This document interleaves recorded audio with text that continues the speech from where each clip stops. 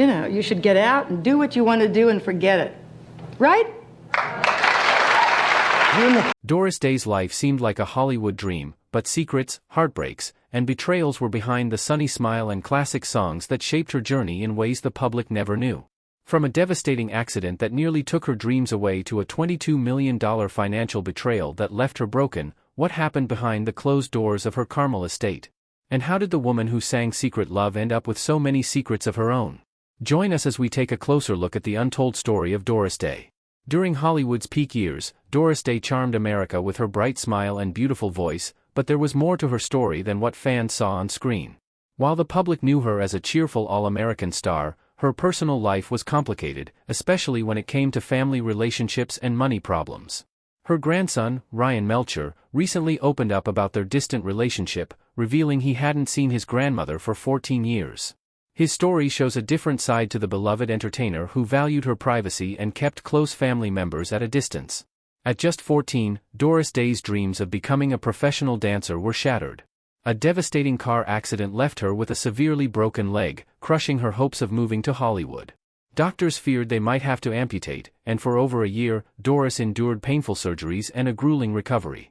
Isolated and uncertain about her future, she found solace in music, singing along to the radio and immersing herself in the songs of her idol, Ella Fitzgerald. Her mother, recognizing her talent, introduced her to vocal coach Grace Rain, who quickly saw something special in the young girl. By the time Doris was 15, music had become more than just a way to cope, it was her new path. She landed her first singing gig at a small Chinese restaurant, earning just $5 a night. But fate had bigger plans. One night, while performing at a local nightclub, she caught the attention of bandleader Barney Rapp, who saw her potential. However, there was one issue: Doris was too young to perform in venues serving alcohol. Determined not to let the opportunity slip away, she lied about her age, claiming she was 18. How did this bold move set the stage for the rest of her career, leading her to change her name and step into the spotlight? At 17, Doris Kappelhoff was just another young singer chasing a dream. Then, bandleader Barney Rapp made a suggestion that would change her life. He wanted to call her Doris Day. He got the idea after hearing her sing day after day, thinking her real last name was too complicated.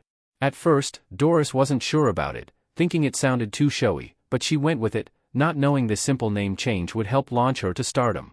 Her real shot at success came in 1940 when she tried out for Les Brown's band at age 18, but she almost missed her chance.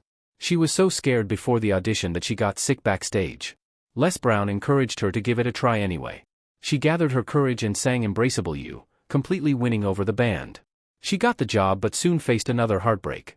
On Valentine's Day 1941, while traveling with the band, she learned her brother Paul had died in a car crash. That night, she still went on stage to perform. She poured all her grief into the performance, moving everyone who heard her to tears. Her strength helped her survive abuse and heartbreak, but that was just the beginning of Doris Day's wild ride to stardom. Doris Day had raw talent, but it was her confidence that made her special. Take what happened in 1945 with Sentimental Journey. When she brought the song to Les Brown, he didn't want to record it. He thought it was too old school, but Doris knew it was special. She stood her ground and said she would walk if they didn't record it. Brown gave in, and boy, was she right, the song sold over 1 million copies that first year. It hit home with soldiers returning from World War II, becoming their special song. Funny enough, Doris had a cold when she recorded it, giving her voice that deep emotional sound people came to love. When Sentimental Journey became a hit, Doris knew it was time to go solo. Columbia Records saw her potential and offered an unheard-of deal in 1947, $1 million to record with them for 7 years. No woman had ever landed a contract that size. But there were bumps along the way. The label kept pushing old-fashioned songs on her that didn't feel right. Finally, Doris stood up for herself and insisted on choosing her own music. That's when things really began to happen for her. She hit the jackpot when she picked to record the song It's Magic. The song sold over 2 million copies and even got her an Oscar nomination. A few years later, in 1953, she faced another big decision with Secret Love from her movie Calamity Jane. At first, she flat out refused to sing it. She thought it was too sappy. The director, David Butler, wouldn't take no for an answer. He showed up at her house late one night with champagne and a piano player to change her mind. After some convincing, she gave in and recorded it. It turned out to be the right call. Secret Love touched lives in ways she never imagined. But the real secret behind this hit stayed hidden for decades, until a surprising group of fans made her understand its true meaning. The night before recording Secret Love, Doris was up late fighting with her husband, Marty Melcher. Some would say she was unlucky with men. She showed up at the studio the next day exhausted and crying, but she decided to record anyway. She sang the whole song in one take, putting all her raw feelings into it. Everyone in the studio was floored. The orchestra members were crying, and the sound engineer could not speak. The recording was so good that Columbia Records did not change a thing. They released it exactly as she sang it that day. Secret Love was a huge hit. It stayed at #1 on Billboard for 19 weeks and sold over 4 million copies worldwide. The song even won an Academy Award for Best Original Song. Doris made history as the first person to both act in a movie and sing its Oscar-winning song. But she was too scared to perform it live at the Oscars. Some people in Hollywood called her difficult because of this, but they had it wrong. She just had terrible stage fright. Secret Love ended up meaning much more than Doris ever expected. The LGBT community in the 1960s and 1970s felt a deep connection to its words about keeping love hidden. When Doris found out about this years later, it really moved her. While many stars kept quiet about gay rights back then, she openly showed her support. This helped people see her as more than just a performer. She stood up for others when it mattered. Doris was at the top of her game in music, and Hollywood wanted her too. She was about to become one of the biggest stars around, but life had other plans. From musical darling to box office queen, Doris made acting look easy. When she starred in a movie called Romance on the High Seas in 1948, people thought she had been doing it for years. Warner Brothers saw her potential and signed her right away. The 1950s became her decade. She was everywhere. In Calamity Jane, she broke away from her sweet image and played a tough cowgirl. She did her own stunts and even jumped onto a moving stagecoach. That move broke a rib, but it was worth it. The film made $3.7 million and made Doris a true Hollywood star. In 1955, she took on a different role in Love Me or Leave Me. No more light musical comedies. This time, she played Ruth Etting, a singer mixed up with a violent manager and criminals. She nailed it so well that the real Ruth Etting said she never knew she was that good. Her co-star James Cagney thought she should have gotten an Oscar nomination. The film was a big hit anyway, making over $4 million. From 1960 to 1964, Doris ruled Hollywood like no one else. Only child star Shirley Temple had ever reached those heights in those days. She found her perfect on-screen match in Rock Hudson, and they made movie magic together. Their romantic comedies, Pillow Talk, Lover Come Back, and Send Me No Flowers, had audiences lining up around the block. Pillow Talk was the biggest hit of all, bringing in $18 million at the box office. It also finally got Doris the recognition she deserved from Hollywood, earning her first and only Oscar nomination for Best Actress. The critics who had dismissed her as just a pretty face with a lovely voice could not ignore her talent anymore. Doris Day had made it big in both music and movies. But away from the spotlight, Hollywood's favorite star was dealing with problems that would end up being bigger than her success. By 1965, Doris Day was earning $750,000 per movie, plus a cut of the profits. Her films totaled over $200 million, putting her among Hollywood's highest-paid actresses. Then came The Doris Day Show, which ran from 1968 to 1973. The show started as a simple family comedy on a ranch in California, but it kept changing each season with new settings and new characters. The show shifted along with the culture of the late 60s and early 70s. All these changes kept people watching and helped Doris stay relevant even after her movie career. After her show ended, Doris surprised everyone. She left Hollywood to help animals instead. This wasn't just a random choice. As a kid, she lost her dog, Tiny, and it changed her life. Even at the peak of her fame, she stood up for animals. Once, she refused to keep filming the man who knew too much in Morocco until they took better care of the animals on set. In 1978, she started the Doris Day Pet Foundation, later called the Doris Day Animal Foundation. What started as rescuing animals from her home grew into something much bigger. She worked to fix pet overpopulation and pushed for spay and neuter programs. She had one last surprise for her fans, though. In 2011, at age 89, she released an album called My Heart. It included songs her late son, Terry, had written that no one had heard before. The album was a hit, proving people still loved Doris Day. Doris Day left Hollywood behind, but she never stopped making a difference. She changed entertainment with her music and movies, but her real legacy might be all the animals she helped save. A Life of Love, Loss, and Legacy, the album did amazingly well. It hit number 9 in the UK, making Doris the oldest artist to get a top 10 album of new songs. In America, she hadn't been on the Billboard charts for almost 50 years until this release. But even with the album's success, Doris stayed focused on what mattered most to her, helping animals. She kept working with her foundation and rarely appeared in public. The last time fans heard from her was on her 97th birthday in 2019. She thanked them and asked them to keep supporting her work with animals. Doris's early life wasn't easy. She got married at 17 to L. Jordan, a trombone player, even though her mother warned her not to. Things went bad right away on their wedding day in April 1941. Jordan lost it when Doris gave another musician a friendly kiss on the cheek. He dragged her through New York streets to their hotel and beat her badly. This was just the start of a dark time in her life that would change everything for her. The violence got worse when Doris became pregnant. Jordan tried to force her to get an illegal abortion. When she said no, he beat her so severely that she almost lost the baby. The scariest moment came when she was 8 months along. Jordan hid a gun in his car and drove her to the middle of nowhere. He planned to kill her and their unborn baby, then himself. Doris somehow stayed calm enough to talk him down and get away, but she never forgot that night. After their son Terry was born in 1942, Doris tried to make the marriage work. She hoped Jordan would change, but when he started hurting the baby, she knew it was over. It wasn't easy, but she left him and filed for divorce to keep herself and Terry safe.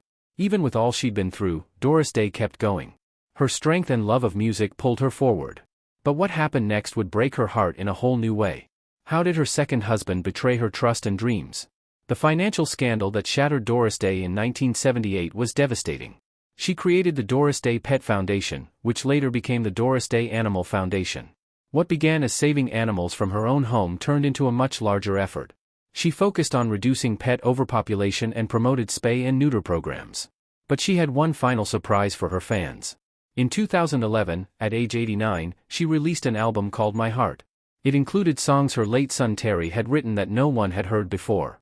The album was a hit, proving people still loved Doris Day. When Melcher died in 1968, Doris's life crumbled. Her fortune was completely gone, about $150 million in today's money. She was actually in debt, owing $500,000. Then, she found out something else. Melcher had secretly signed her up for a CBS TV show. She had no interest in doing TV, but she needed the money, so she did the Doris Day show to pay off what she owed. By 1974, she'd had enough. She sued Rosenthal and won $22 million in court, but she only ended up getting a tiny part of that money. Even though Doris won $22 million in her lawsuit against Rosenthal, she barely got any of it after dealing with insurance companies. Her son Terry later said she got much less than people thought. The whole thing was devastating. She had trusted Melcher completely for almost 20 years, never questioning him, only to find out he had been lying and ruining her financially. The betrayal hit so hard that she pulled away from Hollywood. But the worst part was the Doris Day show. She had wanted to retire after her last movie in 1968. Instead, she had to do TV to pay off Melcher's debts. She didn't know about the show until a few weeks before filming started, and that $500,000 CBS had paid up front, Melcher had already spent it. How would this betrayal shape her relationships for the rest of her life? Money troubles weren't her only problem. Doris battled anxiety and depression, even when she was at her most famous. In 1952, while making I'll See You in My Dreams, she had a breakdown. It was so bad she thought she was dying of heart problems. Instead of getting help, she started drinking to cope. She stopped going to events and doing interviews as things got worse. By the mid-1950s, things got really bad. While filming Young at Heart in 1954, Doris filmed an emotional scene that hit too close to home. She started sobbing and couldn't stop. Frank Sinatra saw her pain and stayed with her, trying to help her calm down. But she kept pushing her feelings down for years. It wasn't until 1971, as she was nearing 50, that she finally agreed to see a therapist. She spent the next 4 years working through her trauma and grief. The therapy helped. She finally started healing and finding peace in her life.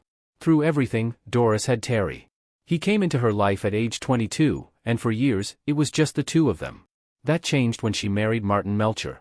He adopted Terry, giving the boy his last name. But Martin was strict and controlling, making their home life tough. Despite this, Terry found his path in music. He had a real talent for producing and worked with some of the biggest bands, the Byrds and the Beach Boys. Through all the hard times, the depression, the betrayals, and the money problems, Doris kept going. Her love for Terry and her inner strength showed that there was more to her than just her Hollywood image. Family, fame, and tragedy followed her throughout her life. Doris's son Terry had his brush with danger in the late 60s. He and his girlfriend, actress Candice Bergen, lived in a house on Cielo Drive in Los Angeles. One day, Beach Boys drummer Dennis Wilson introduced Terry to Charles Manson. Manson wanted to be a musician and was looking for his big break. He wanted Terry to help him get a record deal, but Terry said no. This made Manson angry. Months later, Manson's followers murdered Sharon Tate and others in that same house on Cielo Drive, the one Terry had just moved out of. Some people think Terry was Manson's real target. No one knows for sure what Manson planned, but coming that close to such horror changed Terry forever. The heartache didn't end when Terry lost his battle with melanoma in 2004. His son Ryan later shared on Facebook that he hadn't seen his grandmother, Doris, for 14 years. He even learned she was gone the same way her fans did, on social media. Ryan said they stopped talking after his father passed away when Doris's business manager, Bob Bashara, got involved. Ryan claimed Bashara stopped him from seeing his grandmother, even questioning why he wanted to visit her. As time passed, security got tighter at Doris's home in Carmel, making it harder to reach her. Ryan also claimed that Bashara took over her animal foundation, pushing out longtime members and bringing in his people. But there's another side to this story. Doris's publicist, Charlie Cullen Walters, said Ryan's version wasn't true. He stated that the family had tried to reconnect with Ryan several times. They even invited him to Doris's 90th birthday in 2014, but he didn't attend. Even after devoting herself to helping animals, trouble kept finding her. Her business manager gained more control over her life, her relationship with her grandson fell apart, and questions swirled about who was calling the shots in her final years. In her later years, Doris moved away from Hollywood life, settling on her 11-acre ranch in Carmel, California. After her third husband, Martin Melcher, passed away in 1968, she became more private, spending time with the animals she loved. By the 1990s, she was rarely seen in public. She turned down big awards like the Kennedy Center Honors and stopped traveling. Instead, she focused on her pets. It was said that she had up to 30 dogs, and each one had its own room. She lived a simple life, using paper plates for meals and even keeping a washing machine in her bedroom so she could stay close to her pets. Her last public appearance was at the Golden Globes in 1989, and her final TV interview was in 1994. To her neighbors in Carmel, she wasn't a famous movie star, she was just a kind woman who loved animals and preferred to keep to herself. After Terry died in 2004, things got messy between Doris and her grandson, Ryan. Ryan took to social media to tell his side of the story, how Doris's business manager, Bob Bashara, kept him from seeing his grandmother. But the story wasn't that simple. Doris's publicist, Charlie Cullen Walters, revealed that Ryan had spent years trying to escape his grandmother's spotlight. He had even posted online, begging people to stop asking about his famous family. What do you think about Doris's difficult last years? Do you believe she chose to live alone, or was someone else making decisions for her? And what about the family conflict with her grandson? Who do you think was being honest? Share your thoughts with us in the comment section. Remember to like, share, and subscribe for more. Also, click the next video showing on your screen, you will enjoy it.